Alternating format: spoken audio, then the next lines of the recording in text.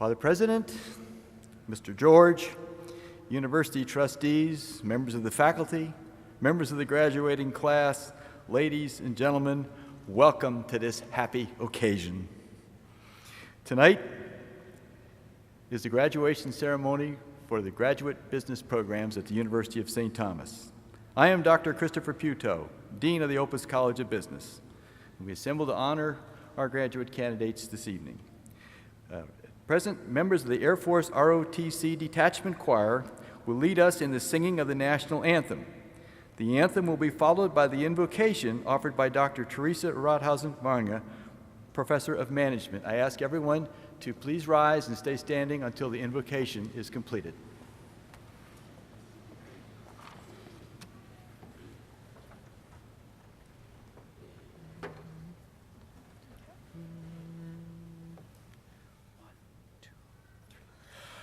Oh, say, can you see by the dawn's early light what so proudly we hailed at the twilight's last gleaming, whose broad stripes and bright stars through the perilous fight o'er the ramparts we watched were so gallantly streaming, and the rocket's red glare, the bombs bursting in air, gave proof through the night that our flag was still there.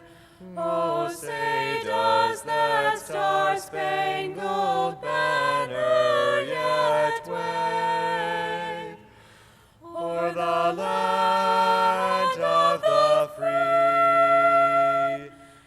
and the home of the brave?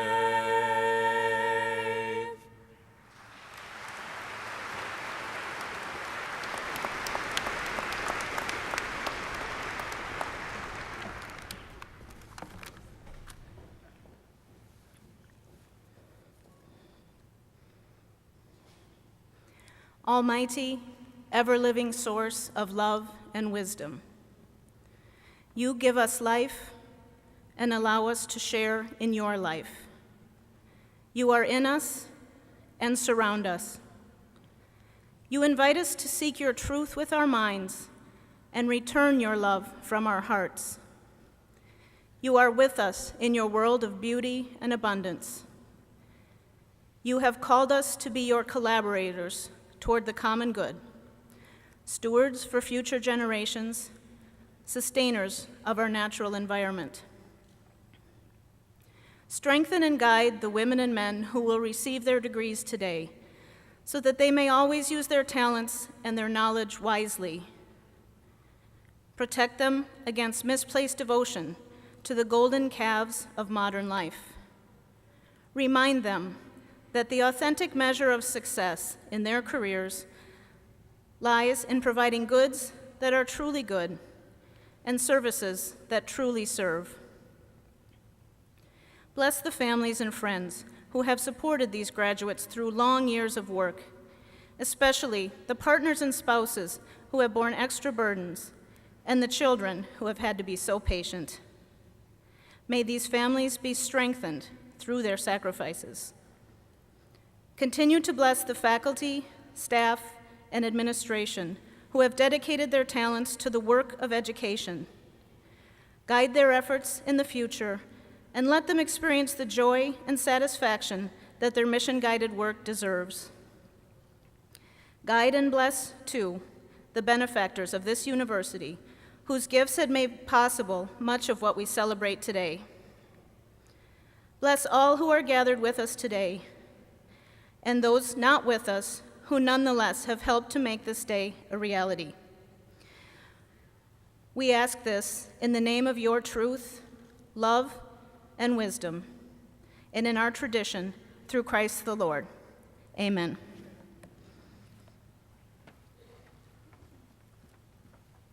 Please be seated.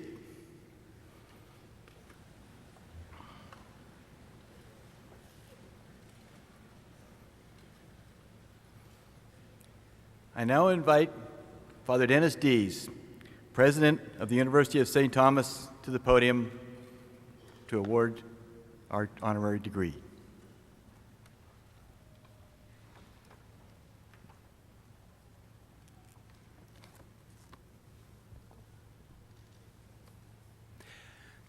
Good evening. It is now my honor to introduce our commencement speaker, Mr. William George, and to present him with the honorary degree Doctor of Laws. This award is given by the University of St. Thomas to individuals of exceptional accomplishment and distinction who have made significant contributions to the university, the state, the region, and nation, or within their field of endeavor. And so I would like to invite Mr. George to please join me at the podium. Dr. Susan Huber, Executive Vice President and Chief Academic Officer, will read the citation that accompanies the degree.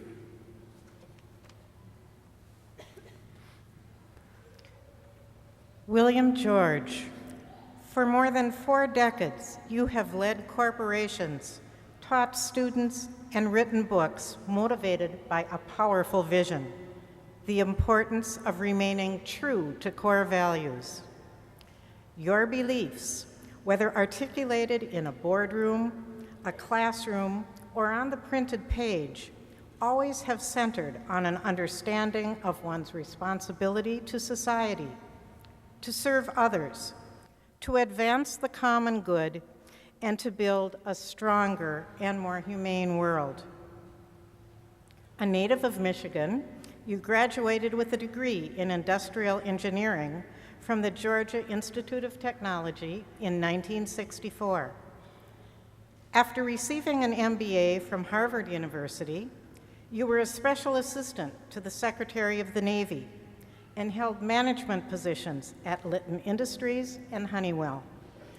You joined Medtronic in 1989 as its president and chief operating officer, were promoted to chief executive officer in 1991, became chairman in 1996, and retired in 2002. Selected that year by PBS Nightly News as one of the 25 most influential business people of the last 25 years, you have used current positions as professor of management practice at Harvard Business School and board member of ExxonMobil and Goldman Sachs to articulate your views on leadership. Your 4 books, Authentic Leadership, Rediscovering the Secrets to Creating Lasting Value, 2004. True North, Discovering Your Authentic Leadership, 2007. Finding Your True North, A Personal Guide, 2008.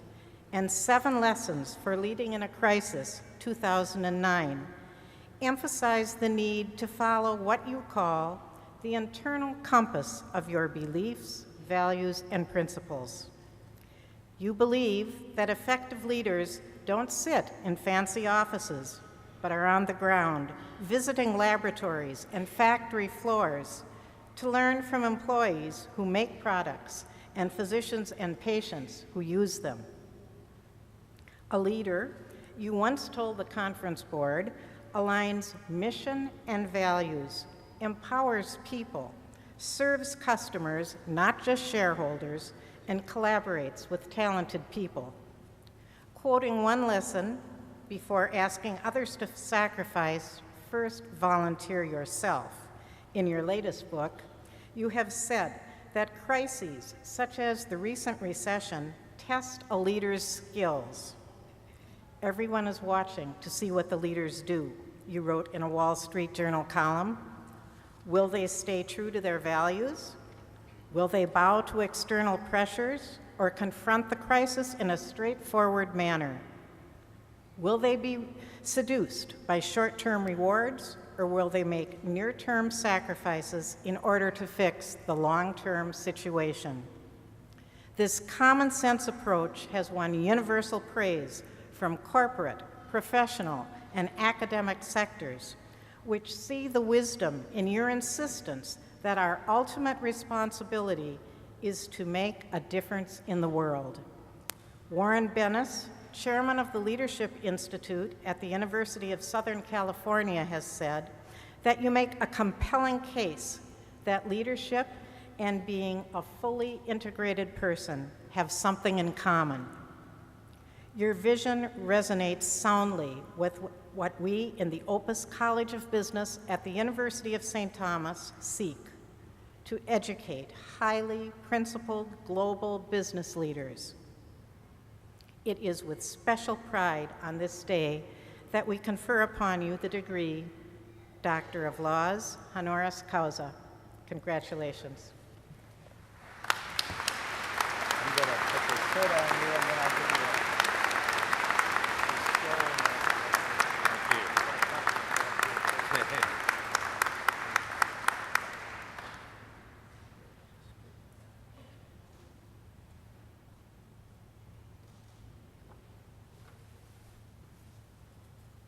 Thank you very much. Thank you. Thank you. I'm going to steal mine. There we go.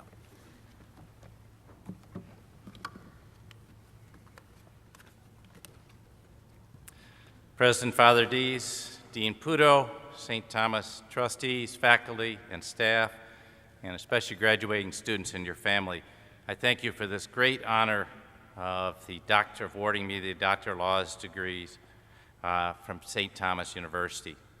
I've long had a deep admiration and affection for St. Thomas as a university that focuses on its values. I've watched this business school become one of the nation's finest, especially now that it's received full accreditation by the AACSB. As other business schools adapt their curriculum to increase a focus on ethics and values, St. Thomas has been a leader in this arena for more than 25 years and now boasts the largest ethics faculty in the United States. St. Thomas is a special place also for my family. My wife Penny, 16 years ago, who's sitting down the front row, and we've been married for 41 years, I'm proud to say, received her doctorate of psychology here in 1995. Medtronic has also been a beneficiary of your educational endeavors, as literally hundreds of Medtronic employees receive their degrees here, many while working full-time as employees, including some of tonight's graduating class. And I've had the opportunity to teach and lecture here on a number of occasions. This evening, I want to talk to you about value-centered leadership, the key to success in the 21st century. Let me begin by sharing a defining moment in my career and how it has influenced my activities since I left Medtronic. When I received my MBA, I had two goals. One was to attempt to become a values-centered leader of an organization that was making a significant contribution to the world. And I also had a desire to have some influence on other business leaders to be more values-centered. My defining moment came in the fall of 1988. I was driving home around Lake of the Isles near my home when I saw a flash in the mirror, and it was kind of ugly. I saw my face there, and I saw an unhappy person. Now, outwardly, I had an awful lot going for me. My Penny and I had been married for almost 20 years. Our sons, Jeff and John, were going into high school and junior high. We were very happy in our Twin Cities community where we've been since 1970. And I was Executive Vice President of Honeywell and one of the leading candidates to become its CEO in the future.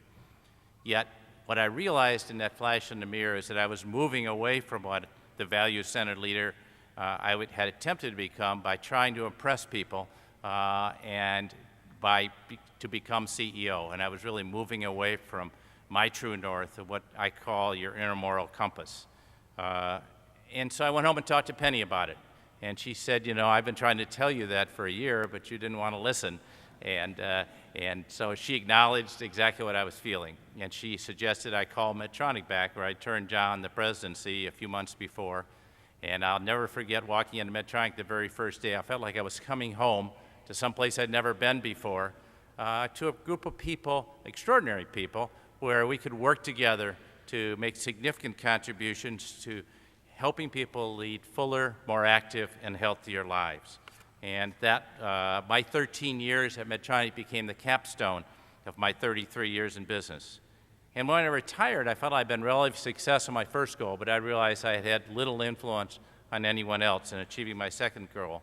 So I decided to shift my focus from leading to working with other leaders, from MBAs to newly appointed CEOs, focusing on teaching, writing, and mentoring the last 9 years. I've become very confident about the new generation of leaders, that they've learned from the sins of their predecessors, and that we have a group of leaders at all levels who are much more value-centered and authentic than my generation was. So tonight I'd like you to think about your leadership. I'd like you to consider 3 questions.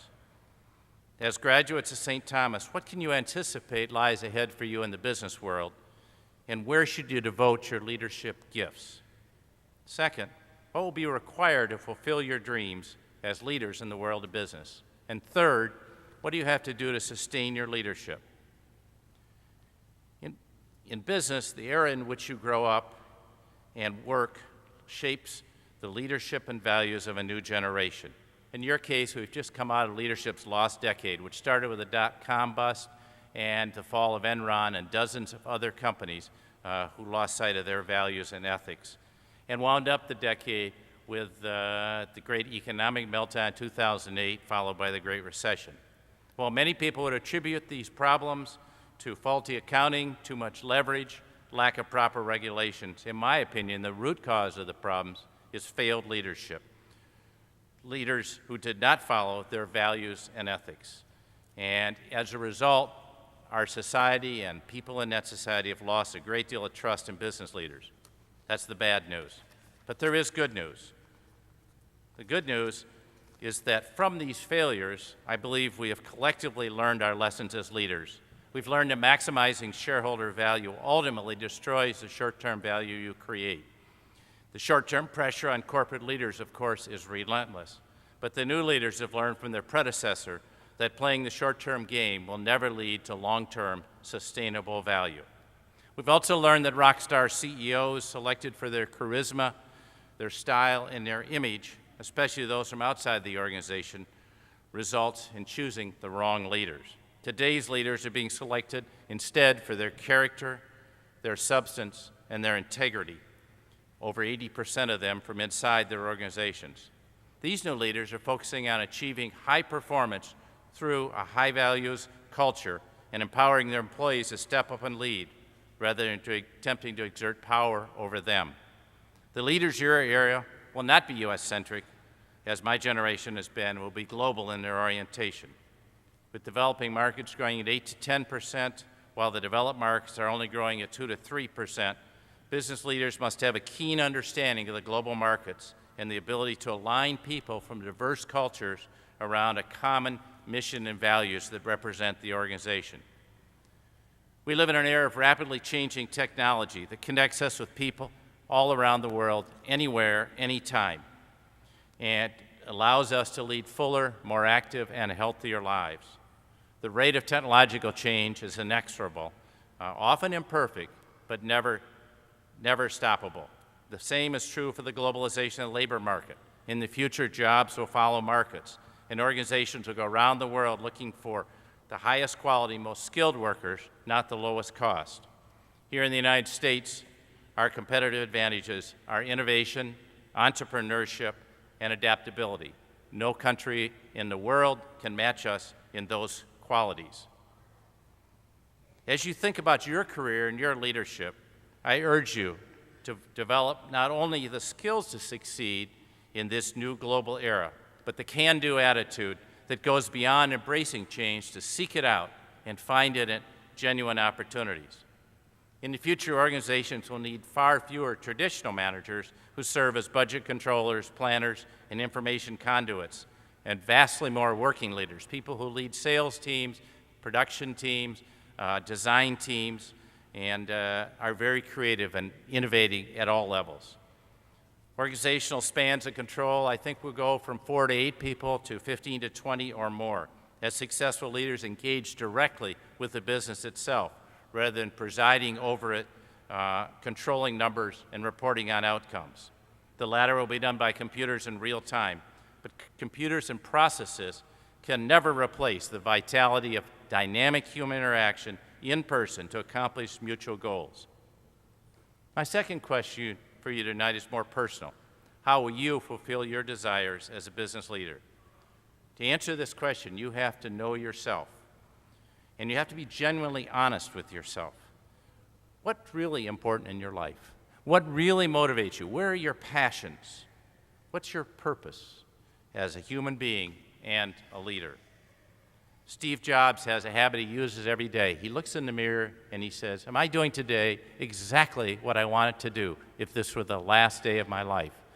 In the last 9 years of his life, that question has been all too pertinent. And as we know, some days the answer to that question will be no, and some days will be better than others, as we all have to do things we don't like to do. But he goes on to say if there are too many days like that, then he knows it's time to change his life and do the things he really loves to do. Poet Mary Oliver puts it this way, tell me, what are you going to do with your one wild and precious life? Life indeed is precious, and if you let yourself go free to use your greatest gifts, not be constrained, it can be a wild ride. I often tell my students, never sell your soul to the man. By that I mean be your own person and never, ever let someone else own you or control your life. The danger, of course, is that you get on a slippery slope where you get seduced by money, power, and recognition for what you're doing. But it doesn't stir your passions. If you follow that course, you may wake up someday and find yourself way out of bounds and not doing what you want to do, and you feel yourself trapped and in a box, yet you don't have the courage to give it all up and start over and do what you want to do. 10 years later, you may look back on your life and say, whatever happened to that dream I had? Well, I've dreamed that impossible dreams many times in many different situations. At first, I feel like I'm climbing through solid rock, trying to get there. But if you stay the course, the dream not only comes true, but is expanded far beyond anything you could imagine. Just like being on this stage tonight with this robe on my shoulders. As Jesus asked, what will it profit people if they gain the whole world and lose their soul? It may take years of soul searching and introspection to discern the purpose of your leadership, but that's no reason not to keep asking the question of yourself. Without doubt, every one of you who is graduating tonight will become significant leaders. We're all called to lead and use our gifts to serve others. If you know where you're going, and it isn't just about you, but for a greater purpose, then people are naturally going to want to follow your lead. My final question is, how can you sustain your leadership throughout your lifetime in spite of all the barriers, all the pressures, and the seductions without getting off course of your true north? I can tell you from personal experience, this certainly isn't easy. Sustaining your leadership over a long period of time takes genuine hard work in developing yourself as a leader, much like a musician or an athlete. This requires developing your emotional intelligence, or EQ. You know, much of our formal education is based on building IQ and building knowledge base. But honestly, I have never witnessed a leader fail for lack of IQ. But I've seen many, many leaders who failed for lack of emotional intelligence. The recent cases of Berkshire Hathaway's David Sokol and the IMF's Dominic Strauss-Kahn remind us how easy it is for outstanding leaders at the peak of their careers to destroy all the good they've done in 30 years in 30 minutes of action by losing their way. The core of EQ lies in self-awareness, which is an essential quality for all authentic leaders. This week I heard Ford CEO Alan Mulally talk about how he had turned Ford from billions of losses into rapid growth, escalating market share and billions in profits. In the past 4 years, Mulally engineered one of the great corporate turnarounds of my lifetime. Yet here's a man who is highly authentic, genuinely humble, and constantly demonstrating high levels of self-awareness, who really cares about the people he works with. To be honest, being self-aware is easier said than done. 4,000 years ago, the Oracle of Delphi told us, know thyself. All too often, however, we see ourselves through rose-colored glasses and not as we really are. Becoming a self-aware leader requires three things. First of all, experience in the real world of business. There's no substitute, as much as we try to learn in the classroom. Second, reflecting on your experiences through regular habits like meditation, prayer, yoga, long walks. And third, having a support team around you who can give you honest feedback just when you need it. The latter could take the form of a loved one, close friend, mentor, or a small group of peers. In my leadership journey, I've experienced all of these things. My wife, Penny, is always there to give me both the support and help I need to stay on track. And I've also had the benefit of friends and mentors who have been extremely there for me when I had challenging situations. For more than 25 years, I've been part of a men's group and a couples group that meets on a regular basis, and they have been there to guide me when I face difficult decisions like joining Medtronic or like when Penny was diagnosed with breast cancer and I had to learn not to be a leader but to be a support person. I can't encourage you enough to build your support team now. If you wait until you get into the crisis, it's too late. You can't build a team then because you'll be so caught up in what you're doing you won't have time.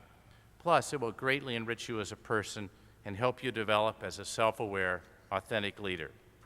Finally, sustaining your leadership, I believe means leading an integrated life.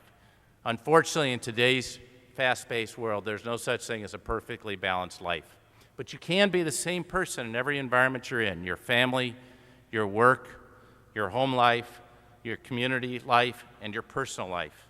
And if you do that, you can maintain your integrity as a whole person by being fully present in each of these situations. So let me close by asking you to think about your end of your life. You probably don't want to think about it, but you're in your mid-90s, and you're got a few hours to live, and all your adult children and your grandchildren are gathered around.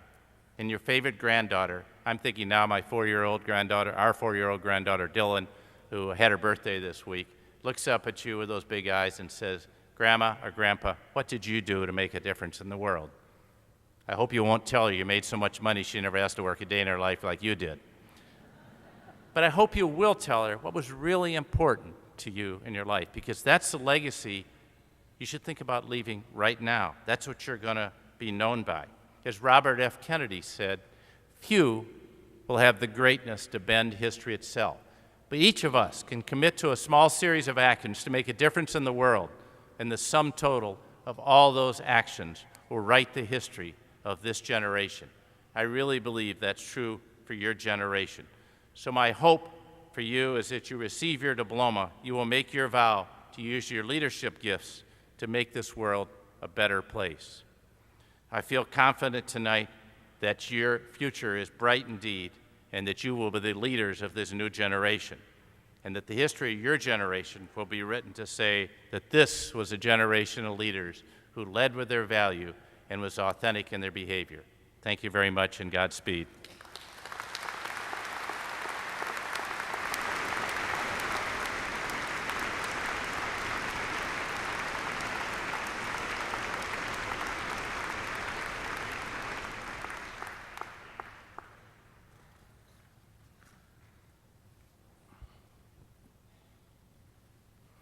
Thank you very much, Dr. George, for those rather extremely inspiring remarks for each of us. At this point in our ceremony, we will begin the presentation of candidates.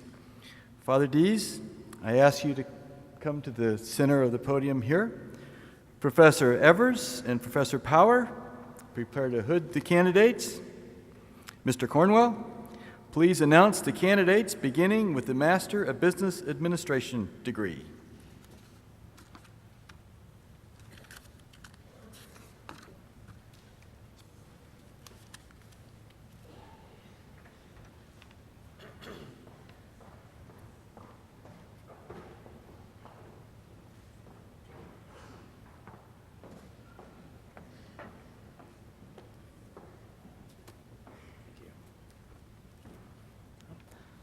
It's my honor to announce the graduates from the full-time UST MBA program. Mavreen Ananura.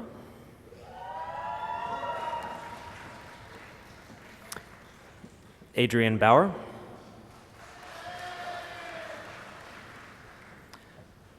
Drew Daniel Benson.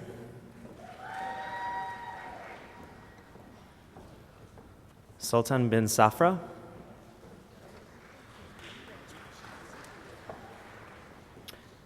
Terrace Laguel Bonnet.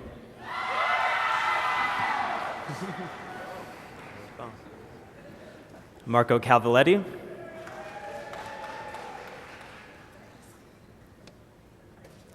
Daniel Stephen Chase.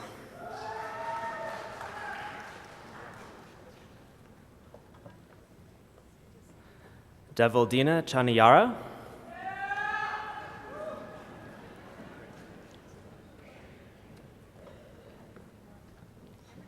Joan Cummings.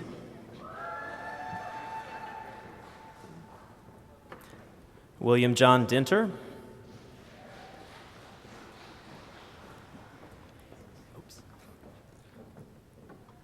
Noble Duncanson.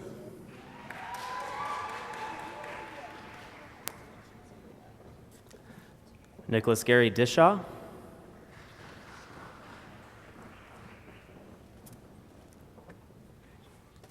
Benjamin Ebling.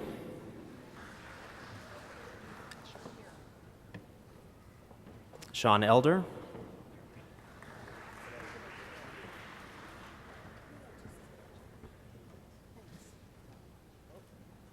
Thaddeus Engebretson.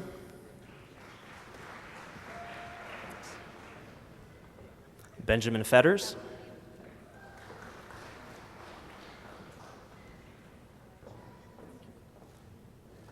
Kellen Flaherty.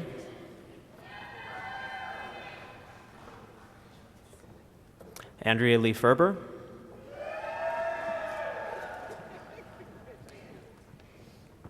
Mary Garcia Ronhel.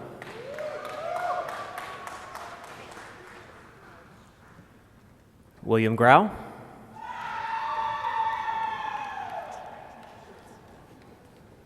Laura Hagan. Kevin Hayna.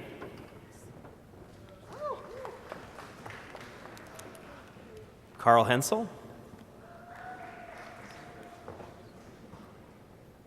Michael Hokinson.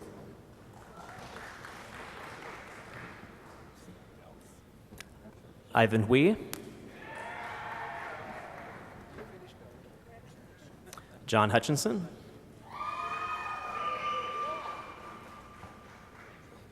Nandini Jaipuriar. Jason Johnson.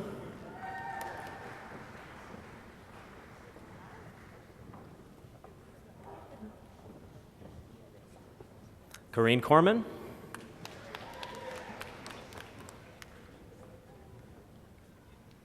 Damian Deshawn Liddell.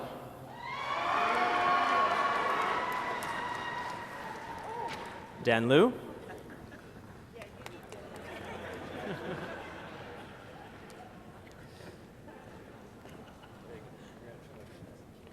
Her Liu. Kelsey Lewers.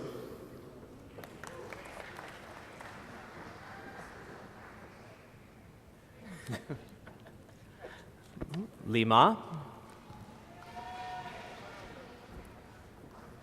Bradley Myers.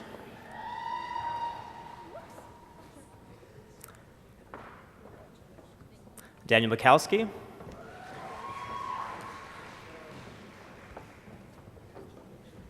Annie Merrow.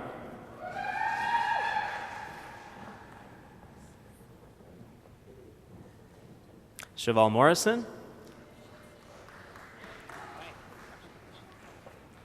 Sean Moses.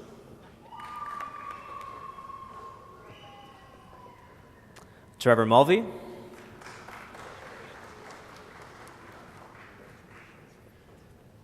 Guillaume Nagizide.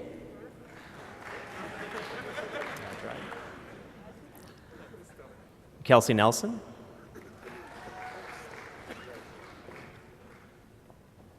Paul Oline.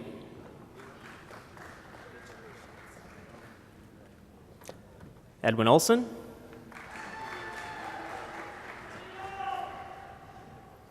Jose Quijada.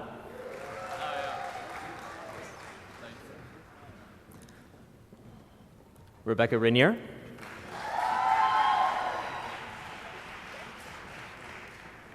Jorge Ribas Reina. Peter Rowling. Curtis Sanders.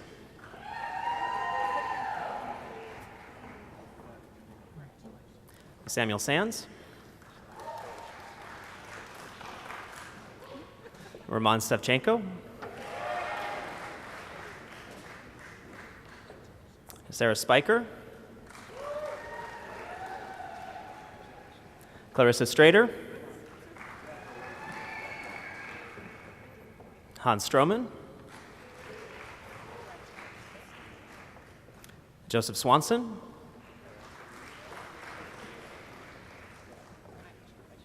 Paula Wirtz.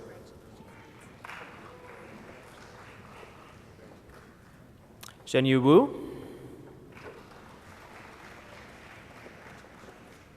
Cyrus Zaski. And Jing Zhang. I now invite Mr. Corey Akins, the director of the Evening UST MBA program, to come to the podium.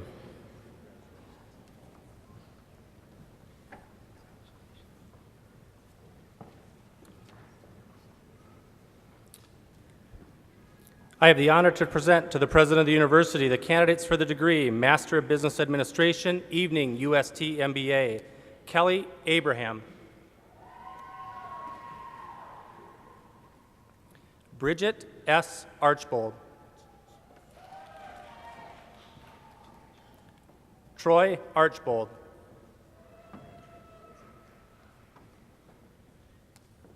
Douglas W. Atkins, Kenneth Andrew Audette, Annika Bellin,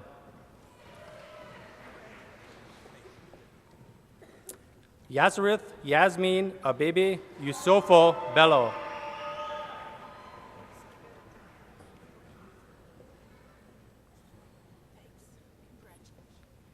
Andreas Bjornaby, Valerie Ann Blanchard, William Francis Blee, Daniel William Bannock, Jessica Brandhorst, Jeremy Lloyd Brantingham, Lauren Dale Briegel, Scott D. Brodendeck,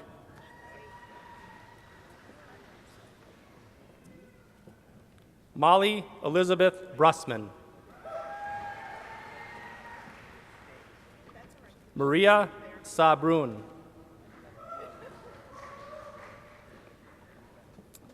Alyssa Mordaunt Burke,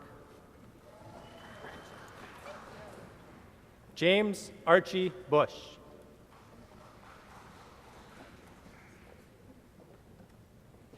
Jesus Cabanas,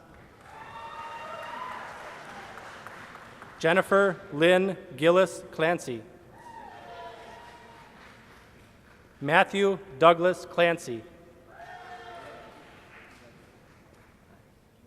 Irene Ruderman Clark, Donoshti Marcel Baylon,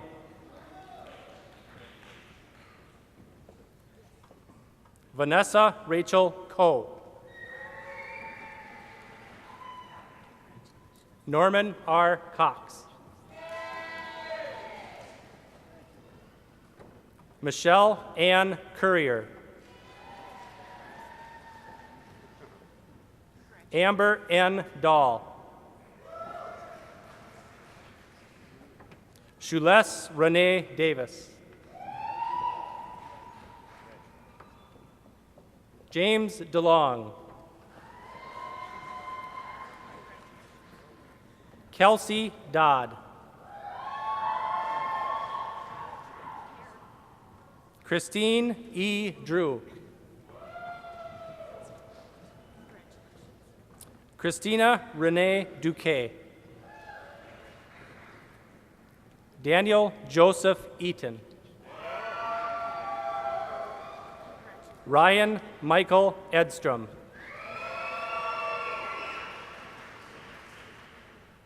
Nicole Lee Elos. Philip J. Essington. Christopher Leslie Ferguson. Antonio Joseph Fernandez. Sarah Jean Fretz. Benjamin Stephen Fuchs.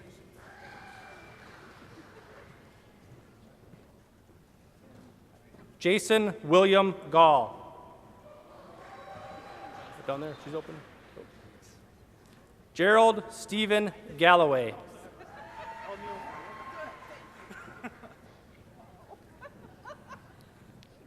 Amelia Rosanna Cecilia Gasly. Stephen John Jednowski, pardon me, Steve.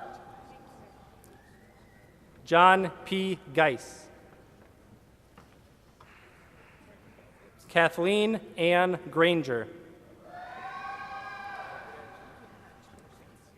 Jeffrey Paul Grasnick.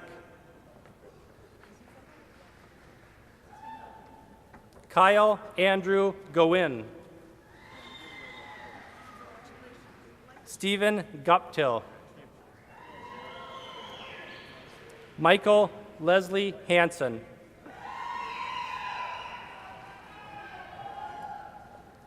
David Lee Harbert.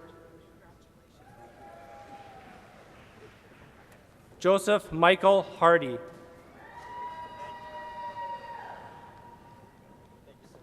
Michelle Hashka Wright.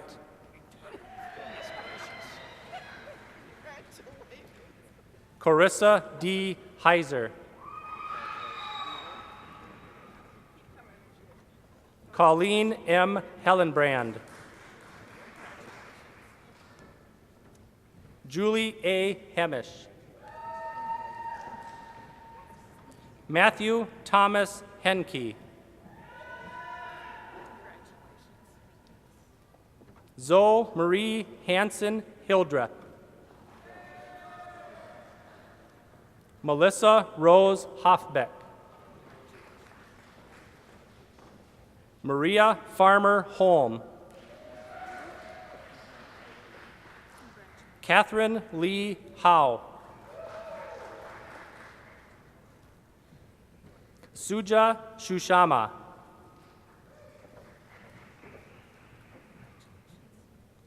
Daniel Richard Jokla. Elise Claire Jones. Jessica Elizabeth Harris Jorgensen. Mahantesh Kumanar. Lisa Ann Kaufman. Marco Vito Kaiser.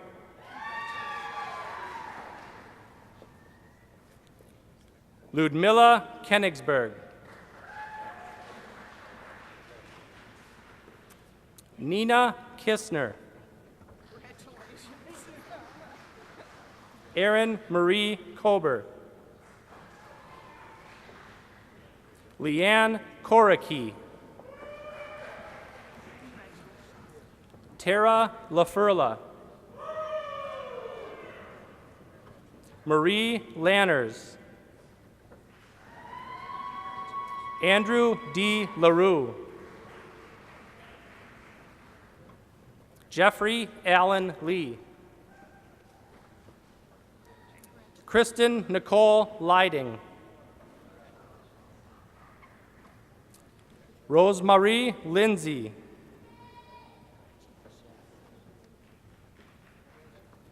Dan Litweiler. Michael Elliott Lowe. Jill Lubick. Aaron C. Mastrian. Marie L. Madekaiwitz. Daniel Alfred May. Ryan Patrick McGovern. Kyle Kaler Medcraft. Admir Messick. Carly Miller. Jason Andrew Miller. Nancy Ruth Miller. Scott Allen Moen. Barbara Munson. Christian Uchi Njoko. Christopher J. Montgomery. Kennechuck O. Mora. Charles William Morse. Jonathan William Mortrude. Tong Moi.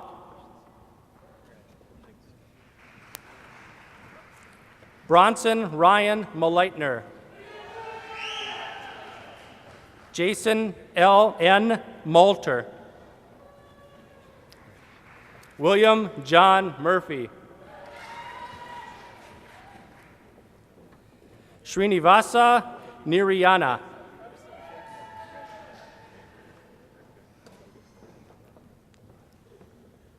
Damaris K. Nagaya. Susan Savette Nickham. Nicholas James Knockel. Heather Jean Norcutt. Carl Jerome Nordstrom. Catherine M. Novak. Tanya D. Novak. Michael James O'Shea. Janelle Marie Oso. Melanie K. Ogilvie. Bjorn Oxnevad.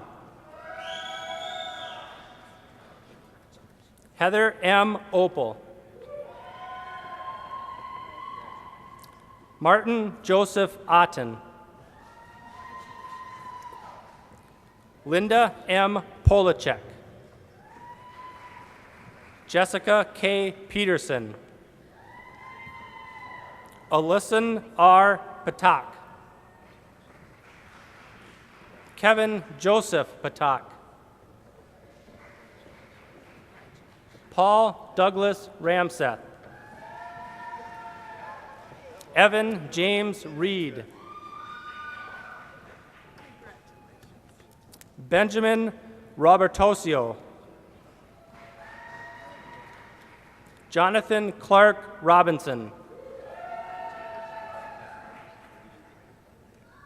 Larissa A. Rodriguez. Crystal Lynn Roffler. Stacy Juolo Rongsagan. Sarah Julie Sagadal. Alex Schmid. Douglas Peter Schmidt. Julie Elizabeth Schulte. David William Matthew Scott. Thomas Edward Sellinger. Stephen L. Service. Sanjeev Kumar Shah. Kristen David Shaw. David Allen Sidal. Seema Fatima Siddiqui. Paul Andrew Sido. Danielle Corinne Sluzarski. Dmitry V. Smilansky. Michael Thomas Squires. Patricia Connolly Steffen. Catherine Jane Stinson.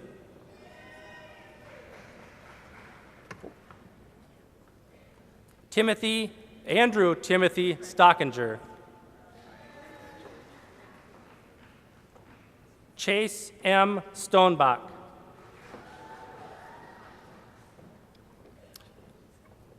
Nadopo Supeo. Douglas Foster Swanson.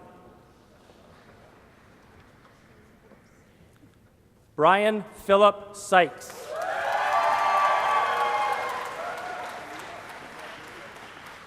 Michael S. Tangen.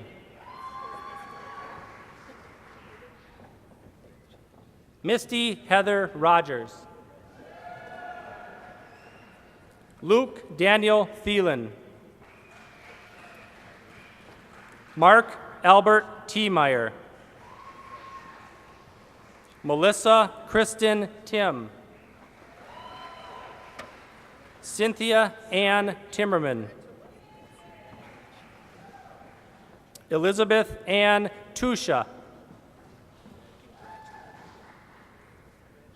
Michael Stephen Van Cly. Aaron D. Vaught. Kimberly R. Veros. Alicia Vavang. Emily Renee Vinella. Benjamin Vulu. Edward H. Warren. James Christian Warner. Francis Duffy Watson. Sarah A. Wiechek. Spencer James Wiggins. Kevin Michael Williams. Paul Jared Wingy. Jessica Lynn Wabshaw. Lisa Marie Wormsbecker. Yuching Wu Schultz. Michael James Willett. Susan Marie Willett. Patrick A. Wyatt. David James Yost. Patrick Dominic Zampoina. Robert Zielgman Corey. Whitney Ann Zock. I now invite Dr. Jack Militello, Director of the Executive and Healthcare UST MBA programs, to come to the podium.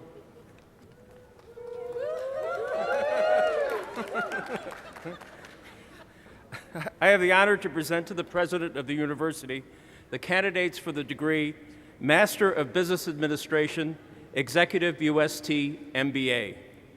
Rick David Albrecht. Tarek Alni Alkatut. Stephanie Blado. Darren Patrick Byrne.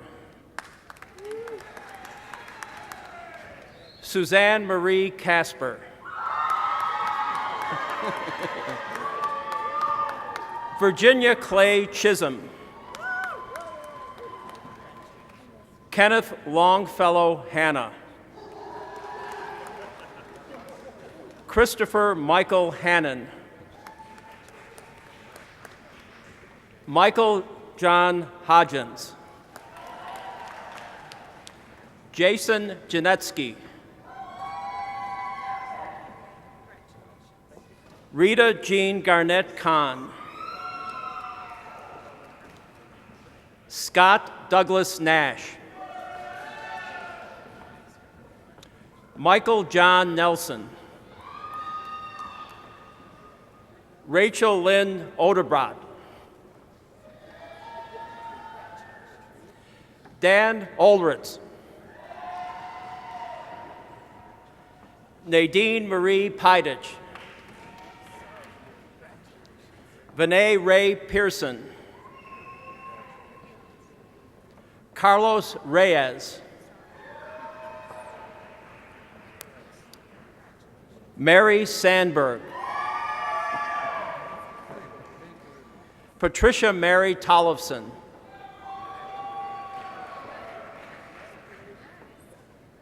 S. Mark Tyler. Dr. Nicholas Van Gore. Barbara Jean Weber.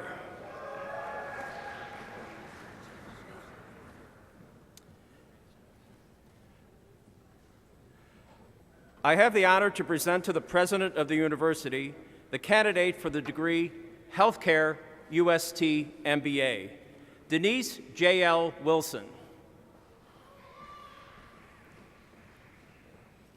Will Dr. Michael Porter, Director of the MBC program, please come to the podium?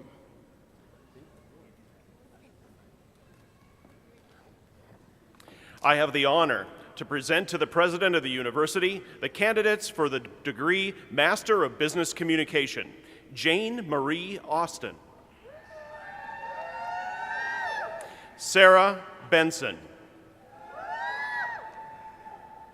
Erin Marie Edlund, Jamie Hendrickson, Janine Marie Hill, Alicia Elizabeth Johnston, Marjorie Ann Comp, Marla Marie Mayer, Megan Elizabeth McCarty, Robert Lee Parsons, Jr., Jennifer J. Paulus, Rebecca John Rust, Carl Easton Spilseth, Catherine Marie Worth,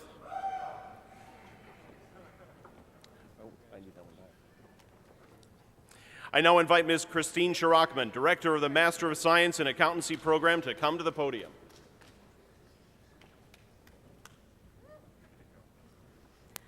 I have the honor to present to the President of the University the candidates for the degree Master of Science in Accountancy, Catherine Marie Amber, Anne Catherine Blee, Allison M. Bruflot,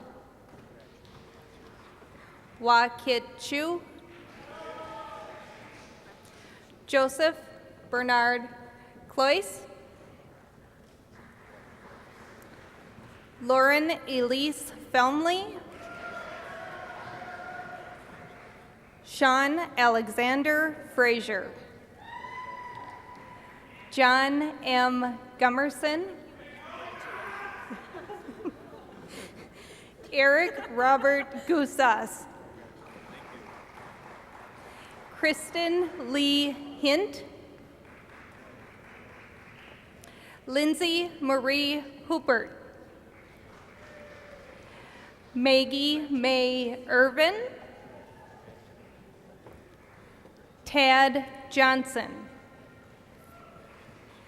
Carrie Maria Kite, Teresa Cecilia Coves, Scott Matthew Lang,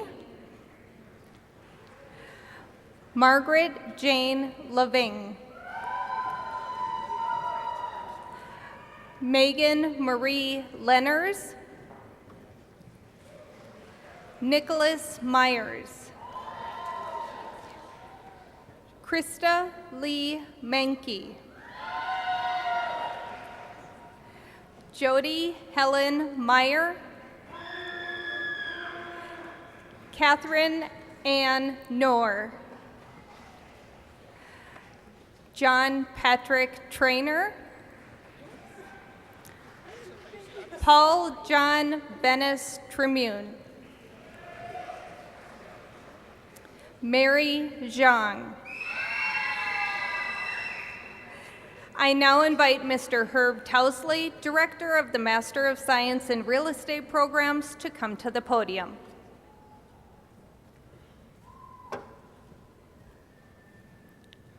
I have the honor to present to the President of the University the candidates for the degree Master of Science in Real Estate, Lane Thor.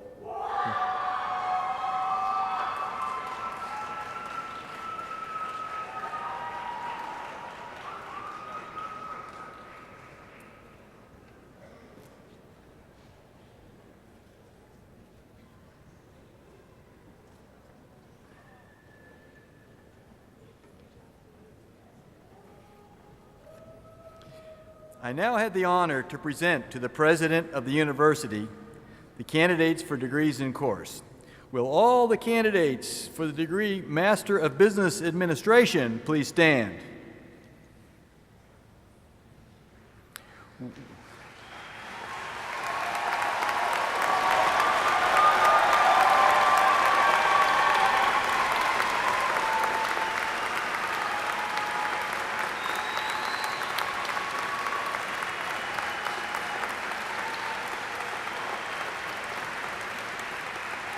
Now, will all the candidates for the degree Master of Business Communication please stand and remain standing?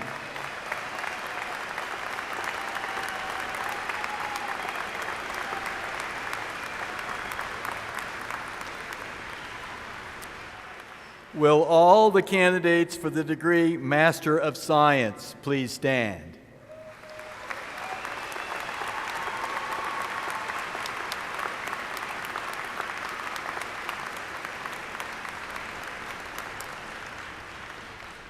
Father President, these candidates have been duly examined and recommended by the faculty. I therefore ask that you bestow upon them the degrees in course.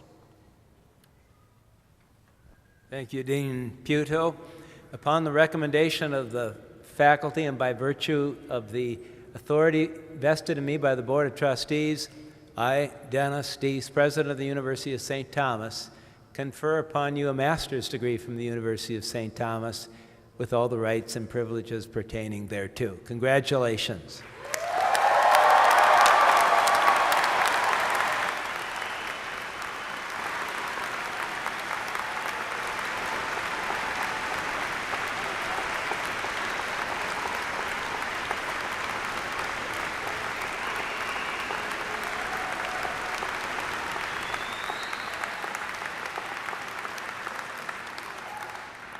With my congratulations as well, I ask you to be seated.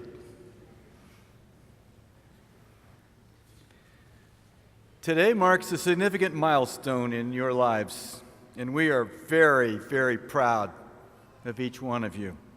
As you graduate from St. Thomas Opus College of Business with your master's degree, you may be confident that no matter what challenges you encounter, you will know what to do and how to do it. You are well prepared to succeed in an ever-changing workplace, and no one from any school can boast of a more comprehensive education than you take with you tonight.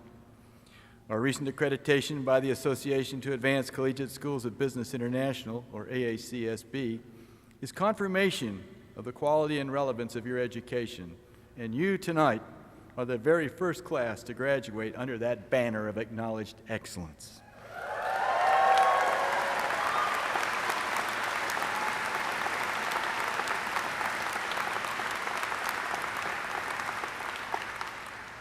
Throughout your studies, you have benefited from a curriculum that is a careful blend of theory and practice.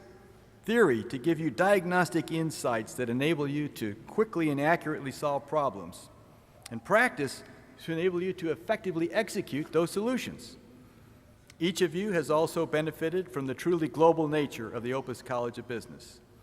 We see evidence of the diversity of our student body in the flags from 8 different nations: Burundi, France, Kenya, Mexico, Nigeria, Trinidad and Tobago, Uganda, and Venezuela.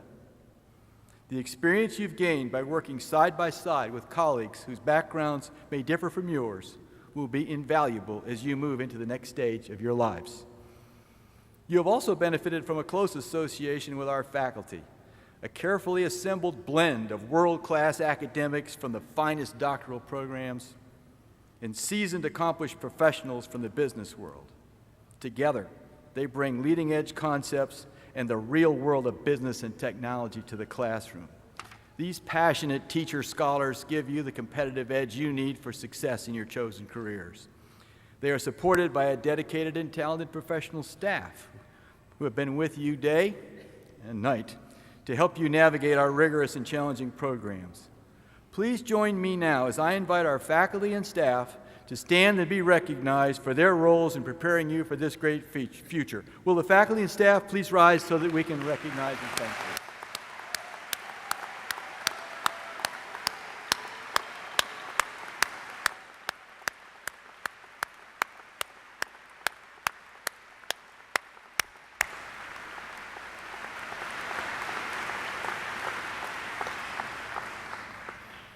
While each of our faculty brings a deep commitment to their roles as teachers and mentors, one of them has been especially recognized by her peers as the best of the best. Not long ago, we lost one of our finest faculty colleagues to a tragic and unexpected illness, and our faculty created the Julie M. Hayes Award for Teaching Excellence to forever remind us of her gift. The 2011 recipient of this award for Teaching Excellence is Professor Mary Schmid-Doherty of our Finance Department. Mary, please stand so that we can all recognize and congratulate you on this accomplishment.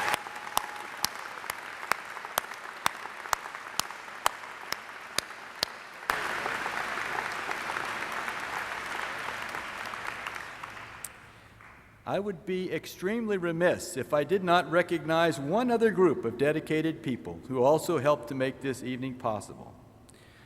While you students were studying for exams, working on projects, and agonizing over countless assignments, spouses, partners, parents, and children were doing their part to provide moral support, to lend an extra hand with household chores, and to offer broad, comforting shoulders when needed to see you through these tough times.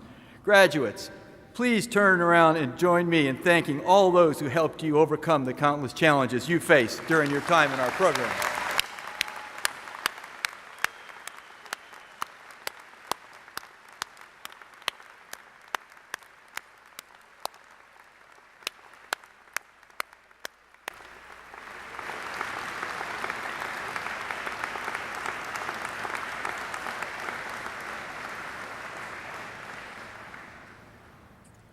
Hardly a day goes by that some wise person doesn't remark that we live in uncertain times, economically, politically, and environmentally. Yet, as I look back over the many years of my own life, I cannot remember a time that wasn't uncertain, and perhaps we always live in uncertain times. Well, success in such a complex and turbulent environment requires preparation, innovation, and commitment. Every aspect of our graduate programs has been designed to prepare you for such an environment, to recognize opportunities and to turn them into successes, to embrace the power of diverse perspectives when charting new directions. Your degree represents a significant investment of your time and your resources. And as should any good investment, it will increase in value over time. I pledge our commitment to enhance the value of your degree by continuously improving the already powerful reputation of the Opus College of Business here in this region and wherever your career takes you. In return, I ask only two things of you. The first is simply to do your best as you take on life's professional challenges. This commitment to excellence is a unifying characteristic of all St. Thomas graduates, and from today forward, you represent us in everything you do. My second request is that you stay connected with us wherever you are. We have more than 17,000 graduate business alumni in all 50 states and in 6 of the world's continents. The power of this network lies in the commitment each of you makes to sharing your successes and your accumulated wisdom with those who will follow you and sit in these seats in the years to come. If you do these two things, the value of your degree will have no limits, and you will have done your part to ensure that St. Thomas remains a shining beacon for all who aspire to make our world a better place to live and work. Earlier in this ceremony, I shook your hand and gave you a symbol of your hard-earned degree. But as you leave us tonight, you take far more than a mere piece of paper. You take with you a level of expertise, knowledge, and skill that will enable you to positively impact any organization, including those of your own making. Just as importantly, you take with you the confidence, good judgment, and commitment to make a positive difference as a principled leader in your community, whether that community is here in Minnesota, across the nation, or around the world. You know that profit is the reward for being a good business, not merely the goal at any cost. Indeed, you are now poised to be the embodiment of this college's mission, effective, principled business leaders who think globally, act ethically, and create enduring value for society. I wish you great success and Godspeed.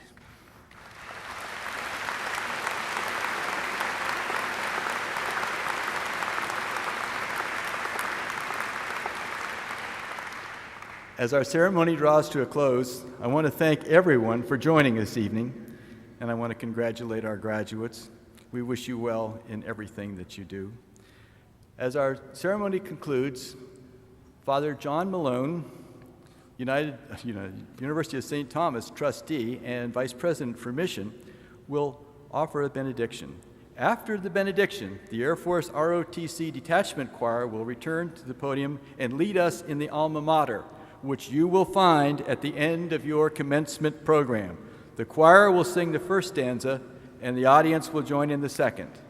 After the close of the ceremony, the platform party will leave, followed by the graduates, and all of you who are guests can meet your graduates in the second floor student dining room at Murray Herrick Campus Center. That's where there'll be a brief reception.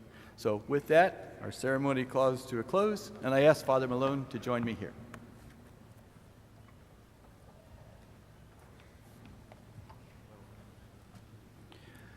Cardinal John Henry Newman, author of The Idea of a University, also wrote this prayer that might be appropriate for all of us, but particularly for the graduates this evening. God has created me to do him some definite service. He has committed some work to me which he has not committed to another. I have my mission. I may never know it in this life, but I shall be told it in the next. I am a link in a chain, a bond of connection between persons. He has not created me for naught. I shall do good, I shall do his work. I shall be an angel of peace, a preacher of truth in my own place. while not intending it if I do but keep his commandments. Therefore, I will trust him whatever I am. I can never be thrown away. He does nothing in vain. He knows what he is about. Amen.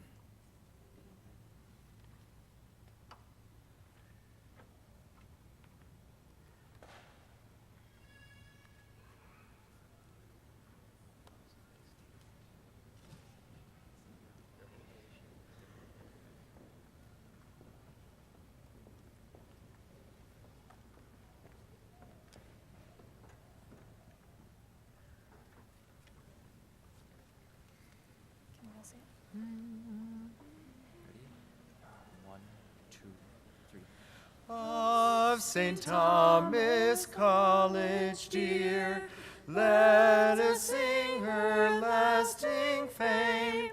All of us who gather here proudly bear her glorious name. Let the gray and purple wave, symbols of our loyalty, to St. Thomas now we pledge all our lifelong fealty. Raise we then the joyous cry, life to alma mater. Let her fame be spread on high, dear old alma mater. Life to each professor here, life to all our comrades dear. May they flourish without care, may they blessings ever share.